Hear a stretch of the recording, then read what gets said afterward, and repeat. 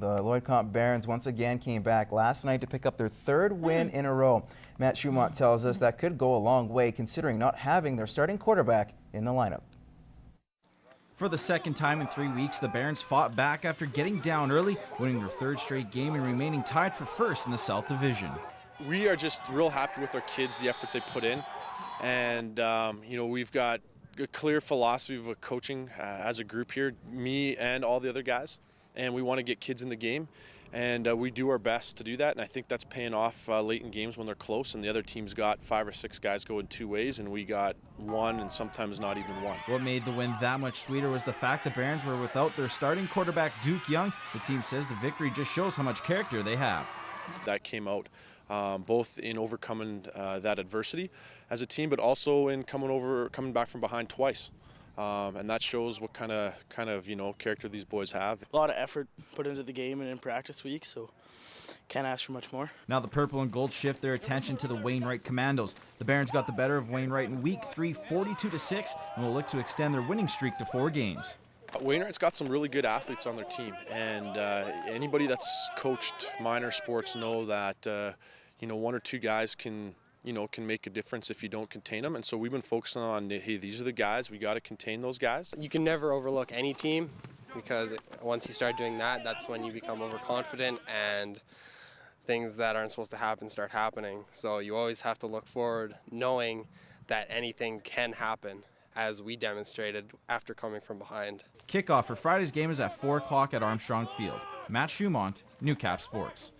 Thanks a lot, Matt. Meanwhile, the Lakeland Rustlers women's soccer team has had mixed success in the first half of the season, trading wins and losses each game. With just 5 games left, the Rustlers know they'll have an uphill battle to make the playoffs. Emmett Murphy has more. The Lady Rustlers hold a 2-3 record, putting them in 4th in the South Division. The second half schedule is a repetition of the first 5 games, so the Rustlers need and expect better results. We're right at about the same point we were last year as far as wins and losses, but I think we're going to finish off much stronger this year. Wagner believes they need to win 3 or 4 of the final 5 games to be safely in the playoffs. Team members believe they can do that with more focus. Push each other, be positive, and start to work our butts off to get there. I don't think we want it enough. We need to want it more. This is a really good team.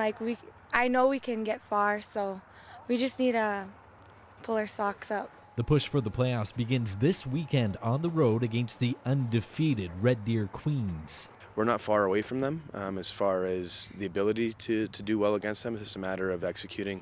They like to play in the air. They like to shoot from range, and so we have to do a better job of closing them down so they don't get the shots off. Score is what it comes down to, is execute.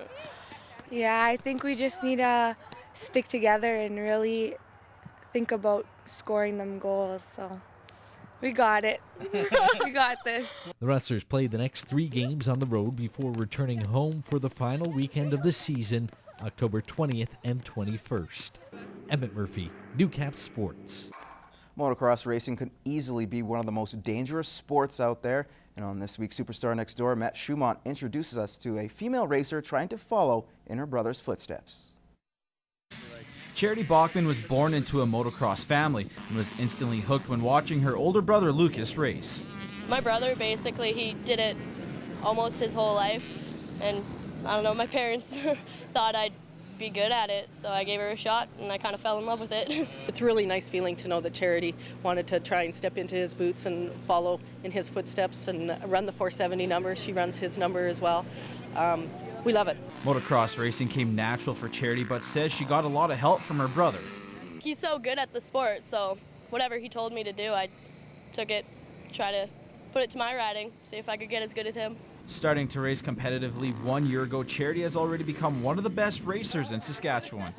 Last year I got 3rd in Saskatchewan, and then this year I got 2nd in Saskatchewan, and then I won down in Raymond, the Amateur Nationals. I won that in the ladies B class. Hoping to claim top spot in Saskatchewan and place in the top 10 in Western Canada, Charity says she plans to be involved with motocross racing for a long time. I want to take it as far as I can until basically I can't ride anymore. Injury or something like that, want to move on, I don't know. I'll take it as far as possible. Matt Schumont, Newcap Sports.